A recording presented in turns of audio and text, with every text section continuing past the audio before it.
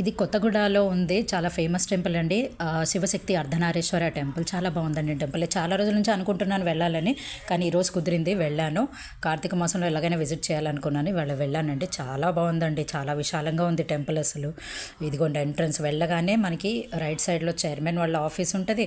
మళ్ళీ దాని పక్కనే త్రిశూలం పెట్టారండి. శివునికి మారు రూపం త్రిశూలమే కదా, సో త్రిశూలం పెట్టారు. ఇది బయట నుంచి ఇక్కడ ముడుపులు కడతారు. వేప చెట్టు ఉంది, ఇక్కడ ముడుపులు కడతారు. కింద అమ్మవారి విగ్రహం ఉంది. అండ్ టెంపుల్ మాత్రం చాలా విశాలంగా ఉందండి. అసలు చూడ్డానికి రెండు కళ్ళు సరిపోవట్లే. ఇదిగోండి ఇక్కడ అమ్మవారి టెంపుల్. మళ్ళీ ఇది ఇక్కడంతా విశాల ప్లేస్ ఉంది, చాలా పెద్ద ప్లేస్. ఇక్కడ దీపాలు పెట్టుకోవడానికి, కార్తీక దీపాలు వెలిగించుకోవడానికి. పక్కనే యాగశాల, ఇది గజస్తంభం. పక్కనే యాగశాల ఉంది.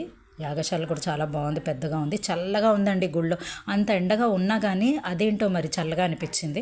ఇది తప్పకుండా మీరు అందరు కూడా వెళ్ళండి. యాక్చువల్గా టెంపుల్ అప్పుడు క్లీనింగ్ జరుగుతుంది. మధ్యాహ్నం హారతి గురించి క్లీనింగ్ అవ్వగానే హారతి ఇచ్చారండి. అసలు రెండు కళ్ళు సరిపోలేదు, చాలా బాగుంది. తప్పకుండా విజిట్ చేయండి. Thank you.